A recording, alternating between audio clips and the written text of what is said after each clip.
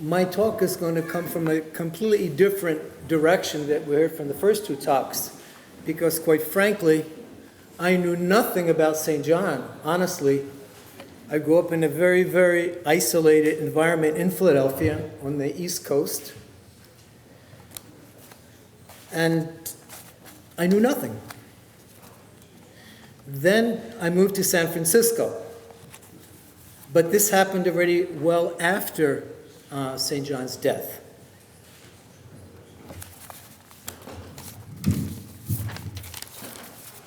I hate microphones.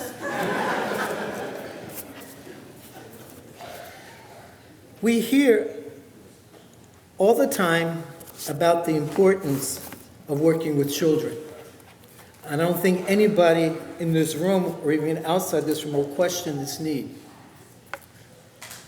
It is also a very, very big need that the Church has tried to address throughout its history. And I must say that being a member of the Russian Orthodox Church outside of Russia from birth, and especially in my early years, I can see how much the Church really tried to be involved in working with the youth and bringing up the youth in Orthodoxy. That was one of the big missions of the Church, and the Church tried to fulfill this mission to the best of its abilities. But unfortunately, at that time, our abilities were very, very limited. We were an immigrant church, and our abilities to do many things were very limited. But we tried. And you would see this constantly where a new community would sprout up somewhere, and the people that moved into this community, the first things they would do to get together, they would open a church. And one of the first things the church would do, but then would open up a school. And with time, some very, very good church schools came into life and did really amazing work. San Francisco was an example where our other school has existed for probably, 50 years? And at one time, the education provided by that school was in Russian, was so good that students who studied at this school, the secondary school, would receive credit in the state university for their Russian classes. So the church did what it could. But we have to face the reality that church schools, although they can have a very positive influence, the influence is very limited. Because the majority of the time that the children spend in education still is in either public or private schools that are non-Orthodox. And in San Francisco, the problem that we were facing was that not only the education was on a very poor level, it also had a program that was very, very unorthodox. So as a community, we kept talking about the need to open a school, an Orthodox school. I really came into this kind of movement and this kind of thought when I finished my master's program back east and I moved to San Francisco. So we constantly talked in San Francisco. We had a very large group of young, dedicated people who did a lot of things for the church. For example, we spent 10 years prior to the celebration of the 1000th anniversary of Christianity in Russia, having conferences in preparing the people for this. And we would have these conferences every year for at least it was 10 years. We would go away somewhere to a campus on the Labor Day weekend and spend 3 days only involved in talking and preparing for this celebration. And then when the glorification of St. John was announced, this youth group played a major role in preparing all of the festivities that were associated with the glorification. And then glorification came, and all of a sudden we have nothing to do. And this is when we started thinking about not only talking about having an Orthodox school, but actually going ahead and doing it. And the impetus of this was the glorification of St. John. Because we understood that he would be the magnet that would draw people to this particular project. We know that St. John loved children. We constantly heard about it today, how much St. John loved children, how much children loved him. The people in this community, for the most part, are children or grandchildren, spiritual children, grandchildren of St. John. And surely, if we open a school, an Orthodox school at the cathedral, they would all come rushing into the school. We'll bring their children there. At the same time, we recognize that none of us were professional educators. How do we do this? Well, St. John is a wonderworker. We knew that we would need to depend on his guidance. And that's what we did.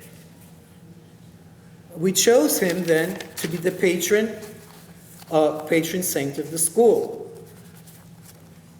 And from that moment on, the project took off and it came into life.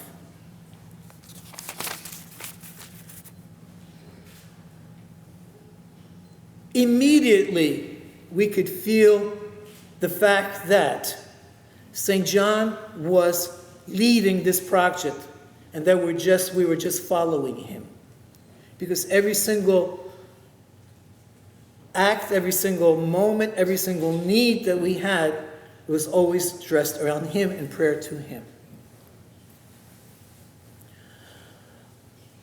The first thing, of course, that a school needs to open and to function is money. And Mata should talk about the need for money. And we had none. And at that moment, when reading St. John's service in his canon, there's a wonderful moment there which talks about the opening of the St. Tikhon's orphanage in Shanghai. And the words of the service go that St. John went to another saint, St. Tikhon, to help him bring about this very important project. Well, concerning financial needs of the school, of primary, the beginning, St. John did the very same thing. He went to another saint, maybe not glorified yet, but we are all who are children, who are not, although I wasn't a child, but the youth and the children that grew around him, and he's the successor to St. John, Archbishop Anthony.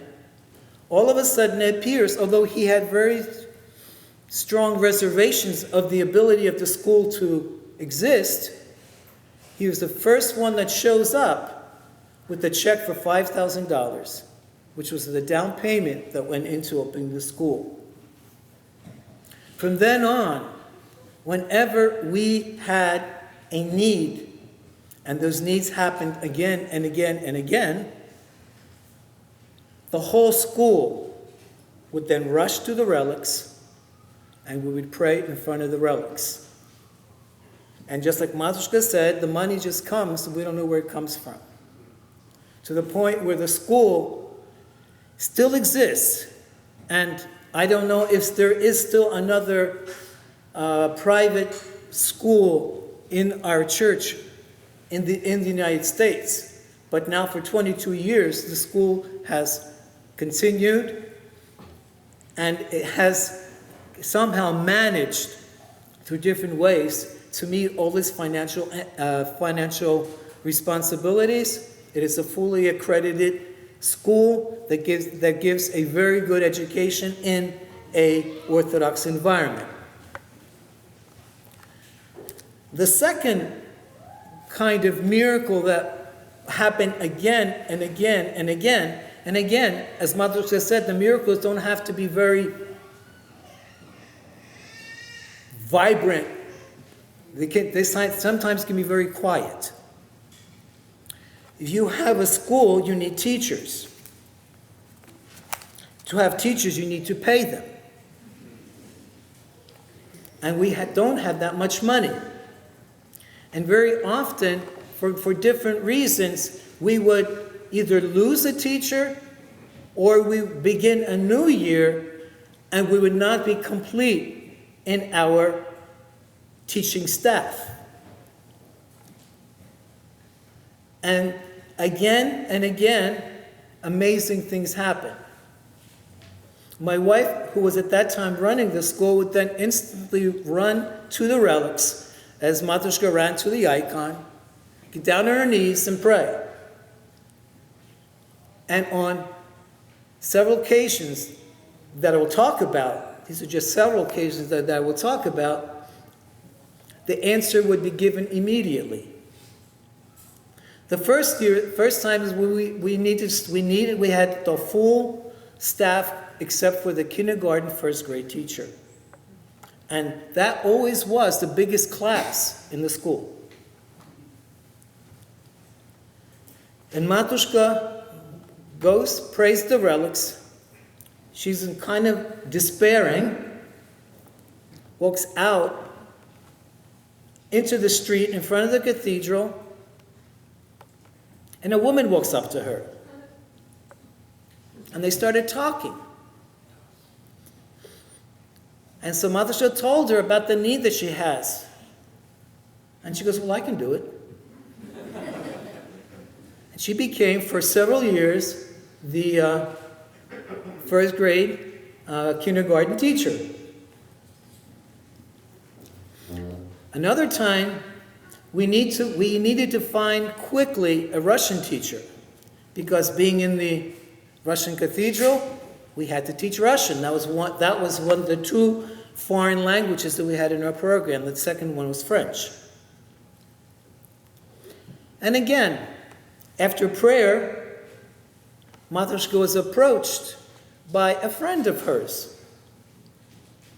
She was a friend, a casual friend. She was one of the new arrivals to the United States from Russia. We had hired her several times to clean house. She helped us and we helped her that way. And Matushka started explaining the need. And she looks at her, she goes, I taught school in Russia in that particular capacity for over 12 years. And I'm available. And we had a Russian teacher. The other instant that I want to talk about happened right on St. John's Day.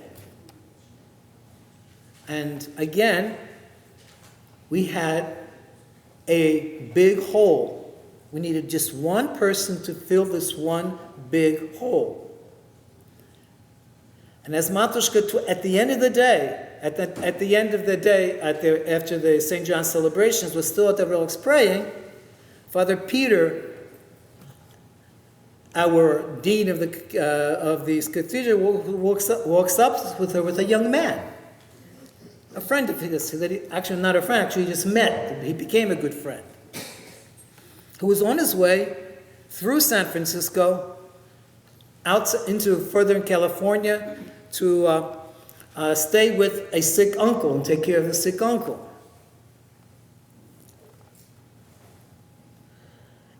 In talking, and this is a young man that really didn't even have that strong of a educational background.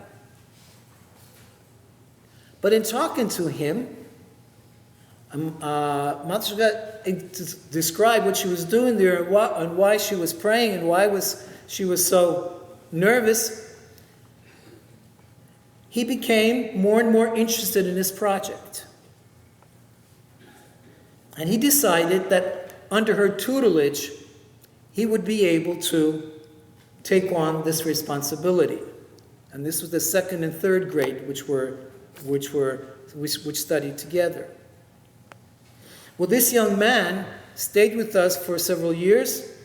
Later on, moved to Wichita to become a director of an Orthodox school, and now is a novice in our monastery in West Virginia.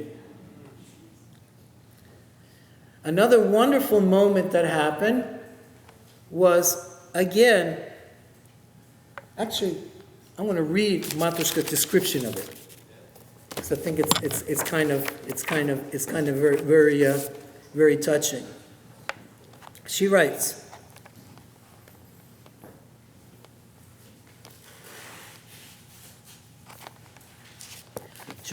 with just weeks left before school starts and still no fourth grade teacher on the horizon, panic had set in. Отец Sergey, meaning I, was saying daily prayers in front of the relics. We had to call Father Aris, as a good friend of us, who's a priest in the Greek church here, right toward the end of San Francisco on Brotherhood Way, for his help, since his brother had a school. Since his school, Father Aris' school, his Greek Orthodox school on Brotherhood Way, had closed. And we thought, well, maybe he can help us with the teacher. And Mother said, I felt I had an ulcer coming, realized that it was my lack of faith. And I remembered the Nevskuchny Sad. Nevskuchny Sad was a very interesting magazine put out in Russia. And actually, one of the journalists from this Nevskuchny Sad, Katerina, had been in San Francisco, and she had befriended us. And so and she wrote an article about the school in her magazine. And she wrote something, and I'm going to do what Archbishop Peter did yesterday, correct something that was in print. She writes that Matushka was prostrating herself in front of the relics, praying for a particular need. And Matushka writes, well, I thought I should listen to my own advice if I should get down on my knees. And so I truly prostrated myself and prayed in panic to St. John for a fourth grade teacher. Then I went down into the school office and called Father Stefan Michalek. People know Father Stefan Michalek. He was an OCA priest just outside of San Francisco. And why he was an interesting person to call was because his parish is full of young, well-educated professionals. We thought, well, maybe we can make a connection there. When I explained to Father Stefan the reason for my call, Father Stefan exclaims, funny, you should call. I just had a conversation, a phone call with a parishioner who was looking for a job. And I think he would be perfect for you. Of course he was. He signed a contract the next day, and St. John again was able to take pity on me just as I was about to collapse.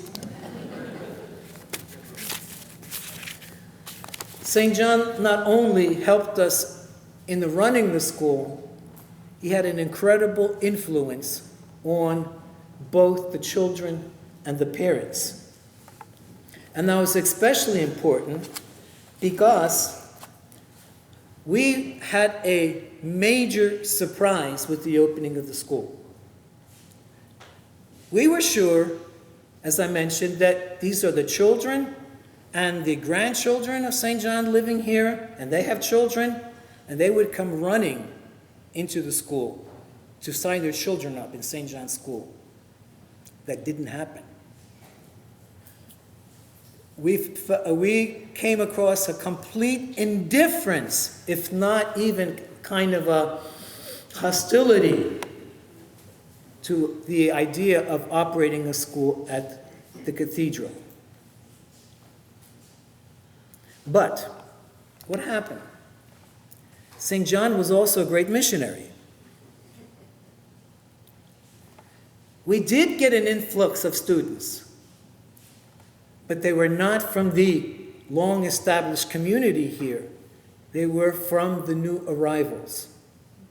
People that had come into the United States the last 5, 10, 15 years, who brought their children. But we had a problem with that. Our problem was that we wanted the school to be a completely Orthodox school. We wanted all the children to be Orthodox. All the teachers were Orthodox. All the families were Orthodox. That was the mission, to give Orthodox children an opportunity to get a good education in an Orthodox environment, to be able to grow up to be both good Orthodox Christians and productive members of society. But these people were not churched at all. So we then had to accept a new way of running the school. This would not be the established, already Orthodox people bringing their children in. We had to church the children, and then the children in turn churched the parents. And watching the children, just when they would come into contact with St. John, the effect that had on them was truly miraculous. We always began the day with prayer. We would end the school day, we would end the school day at the relics, praying before the relics. We would have services down in St. John's Church in the sepulchre where he was buried for the days that were small holidays when we can do the services in English. We brought the children in the whole first week of Great Lent in the evening for the Great Compline. And in all of those services, all the children had their own little books. So when the prayer would be made, it wouldn't be the priest or one person reading the prayers. The whole school would read the prayers together. And what's truly amazing was to watch the little ones, the kindergartners, the first grade ones, who didn't have these books yet because they didn't quite learn how to read yet, how quickly they absorbed those prayers and with what enthusiasm they exerted in conducting these prayers. They were actually a wonderful example to the older students who were much more casual about it. And these prayers and this went deeply into their hearts.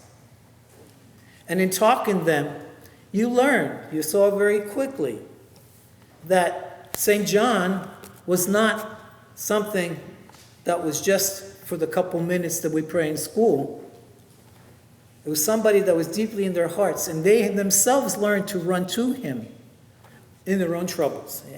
And then they would come and talk to you about it, tell you about it, how they would have this difficulty, and they would pray to St. John, and things would get solved. These children became very Nazi-like in demanding their parents pray and come to church. And these parents who grew up in an environment that was non-church accepted this so deeply that St. John also became a very deep part of their life. And I'm going to end, I know I see Father moving already in that direction, with, we need to have at least one major miracle, right? One major miracle was we had a family with two, actually, first was a young lady, their daughter was in the school, then they had two boys in the school. And this was, the mother of this family was a Russian actress who was not that religious. But through the influence that her children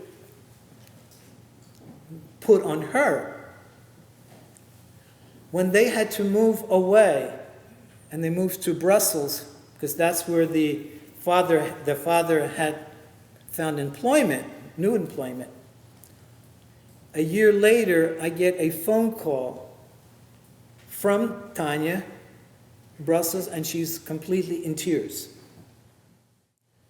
And she said, could you please run to St. John's Relics and pray for my father.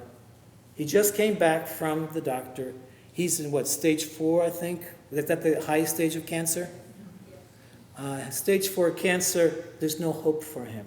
Our only hope is St. John. This is Tanya, whom we had to convince to even come to church. So I went in at her request, and I did a moleben in front of the relic St. John. And 2 months later, I get a phone call, a completely different phone call from Tanya. She says, my father went back to the doctor, and there's no cancer at all in the body. In my closing words,